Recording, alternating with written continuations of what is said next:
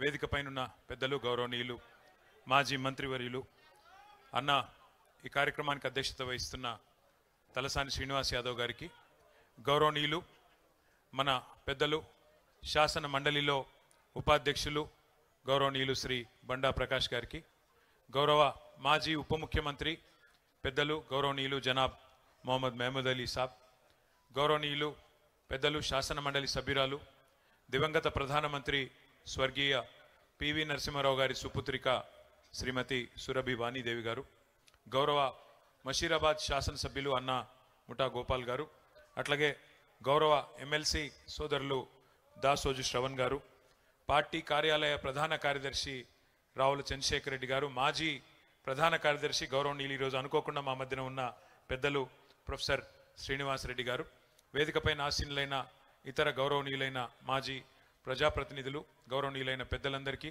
వేదిక ముందున్న పెద్దలకు, వేదిక ముందున్న మా ఆడబిడ్డలకు, అన్నదమ్ములకు, ఎండలో కూడా ఓపికగా ఉన్న మా అన్నదమ్ములకు, అక్క చెల్లెళ్ళకు అందరికీ, పత్రికా మిత్రులకు పేరు పేరున అందరికీ నమస్కారం.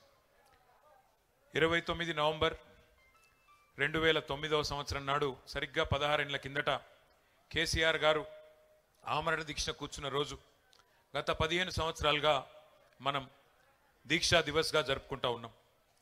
అయితే ఈ 15-16 సంవత్సరాలలో చాలా చరిత్ర, చాలా కాలం గడిచింది, చాలా కొత్త చరిత్ర కూడా వచ్చింది. తరం మారుతున్నది, స్వరం మారుతున్నది.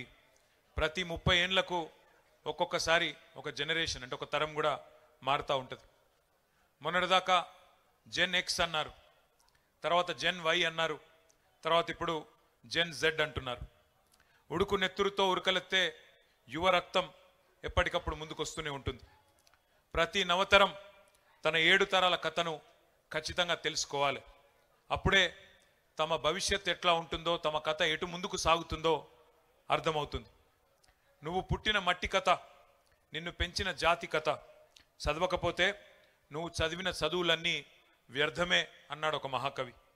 ఇప్పుడే పెద్దలు శ్రీనివాస్ యాదవ్ గారు రామాయణం గురించి, మహాభారతం గురించి కూడా ప్రస్తావించినారు. మనందరికీ తెలుసు రామాయణంలో హీరో ఎవరు, అందరికీ తెలుసు. ఎవరు? శ్రీరాముడు. విలన్ ఎవరు? రావణుడు.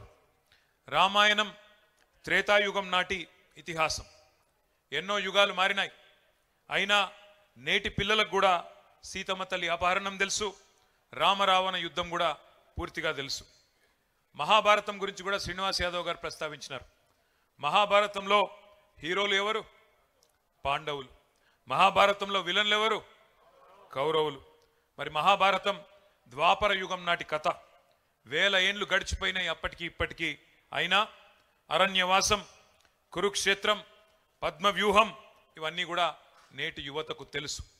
భారతంలో, రామాయణంలో ఎవరు నాయకులో, ఎవరు ప్రతినాయకులో మనందరికీ తెలుసు. ఆ సత్యాలను ఎవరు ఎప్పటికీ కూడా వక్రీకరించలేరు.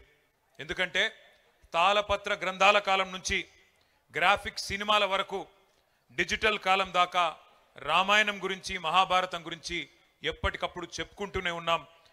అట్లాగే ముందుకు తీసుకొని పోతున్నాం.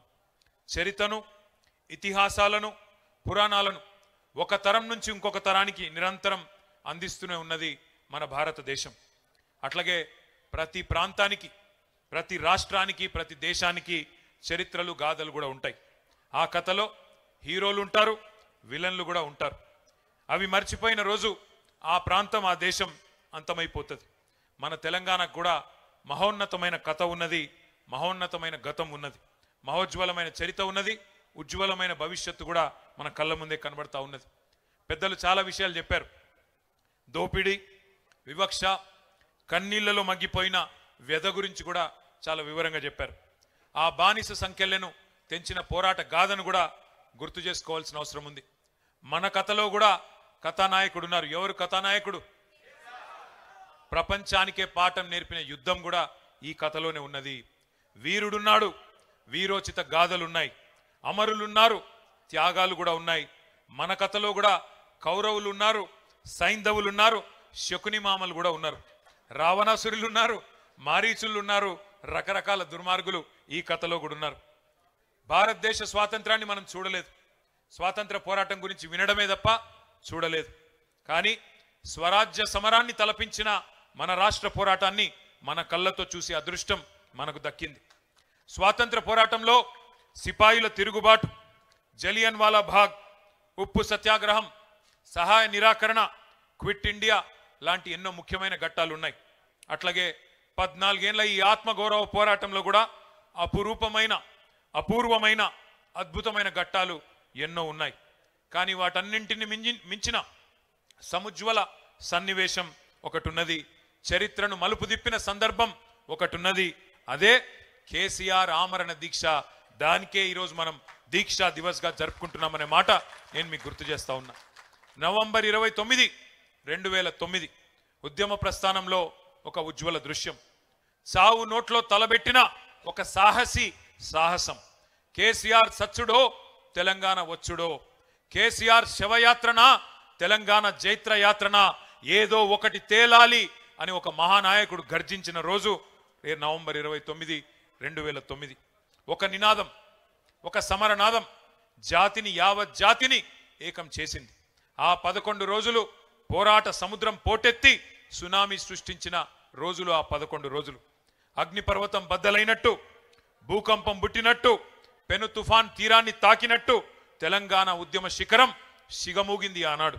ముక్కోటి గొంతులు ఒక్కటై, 4 దిక్కులు ఏకమై, ఊరు వాడ ఉర్రూతలూగింది ఆ దీక్ష సందర్భంగా. పల్లెలు పట్టణాలు పరవళ్లు దొక్కినాయి. ఉద్యమ కెరటాలై ఎగిసిపడినాయి మన యూనివర్సిటీలు, మన విద్యార్థి బృందాలు. మడిదున్నే రైతు, బడికెళ్లే విద్యార్థి, కార్ఖానాలో కార్మికుడు, కార్యాలయంలో ఉద్యోగి, నల్లకోటు వేసుకున్న లాయరు, తెల్లకోటు వేసుకున్న డాక్టరు, కలం బట్టిన జర్నలిస్టు, దేశ విదేశాల్లోని ఎన్ఆర్ఐలు విజృంభించి రోడ్ల మీదకొచ్చి బిడ్డా మా తెలంగాణ మాకియ్యి అని బరిగీసి కొట్లాడిన ఒక ఉత్కృష్టమైన సందర్భం ఆనాటి కేసీఆర్ గారి నిరాహార దీక్ష.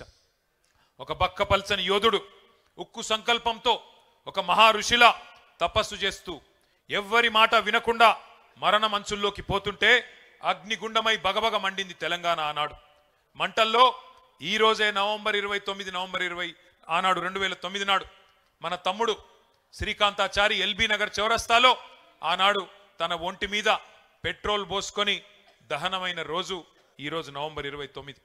ఒక కానిస్టేబుల్ కిష్టయ్య ఆనాడు కామారెడ్డిలో కేసీఆర్ గారి నిరాహార దీక్ష సందర్భంగా కేంద్ర ప్రభుత్వం కదులుతలేదు అని చెప్పి తన తుపాకీతో తన తలకు గురిపెట్టుకొని సెల్ టవర్ ఎక్కి కాల్చుకున్న సందర్భం ఈ దీక్ష సందర్భమే. ప్రాణాలను పనమొడ్డి పట్టుదలతో దీక్ష చేస్తే ఆఖరికి పార్లమెంటు ప్రకంపించింది, ఢిల్లీ దిగివచ్చింది. డిసెంబర్ 9 అర్ధరాత్రి నాడు తెలంగాణకు అర్ధరాత్రి స్వాతంత్రం సిద్ధించిన మాట ఒక్కసారి గుర్తు చేసుకోమని చెప్పి నేను గుర్తు చేస్తా ఉన్నా. కానీ ఈ దీక్ష విఫలం కావాలి, తెలంగాణ రావద్దు, తెలంగాణ ఏర్పడితే మరి మన ఆధిపత్యం పోతుందని చెప్పి చాలా మంది కుట్రలు చేసినారు. జైసే हमारे भाई लोग कहते हैं, मुद्दई लाख बुरा चाहे तो क्या होगा, वही होगा जो मंजूर खुदा होगा. భగవంతుని ఆశీర్వాదం, ప్రజల సంకల్పం, నాయకుడి నాయకత్వం ఇవన్నీ వెరిసి ఆనాడు తెలంగాణ వచ్చింది. ఆ ప్రకటన అర్ధరాత్రి వచ్చింది. హస్తినలో చిదంబరం గారు ఆనాడు అర్ధరాత్రి పూట తెలంగాణ స్టేట్మెంట్ చదువుతుంటే ఇప్పుడే మా వానక్క చెప్తున్నది, ఉద్వేగంతో ఉప్పొంగిపోయింది ప్రతి తెలంగాణ గుండె. నట్టనడి రాత్రిలో పులకించిపోయింది ఈ నేల. ఓటములు, గాయాలు, కన్నీళ్లతో అలసిపోయిన చరిత్రలో ఒక్కసారి మొట్టమొదటిసారి తొలి విజయం దక్కింది అంటే దానికి కారణం మన నాయకుడు కేసీఆర్ గారి రణనినాదం అనే మాట మర్చిపోవద్దని చెప్పి నేను గుర్తు చేస్తా ఉన్నా. తెలంగాణ స్వప్నం కాదు సత్యం అని తెలిసిన సందర్భం డిసెంబర్ 9, 2009. జాతిపిత మహాత్మా గాంధీ గారి సత్యాగ్రహాన్ని మనం చూడలేదు, కానీ మహాత్ముని బాటలో ఆమరణ దీక్షనే ఆయుధంగా వాడి స్వతంత్ర భారతంలో సంచలన విజయాన్ని సాధించిన సత్యాగ్రహి మన నాయకుడు కేసీఆర్ గారి నాయకత్వాన్ని కల్లారా చూసే అదృష్టం మనకు దక్కింది. కానీ ఒక్క రోజులో రాలేదు ఈ సునామీ, అకస్మాత్తుగా బద్దలు కాలేదు అగ్నిపర్వతం. కేసీఆర్ గారు ఎప్పుడెత్తుకున్నారు తెలంగాణ జెండా, ఏ సందర్భంలో బిగించినారు పిడికిలి గుర్తు తెచ్చుకోండి. చుట్టూ చిమ్మ చీకట్లు, ఆవిరైపోయిన ఆశలు, ఎటు చూసినా నిరాశ నిస్పృహలు.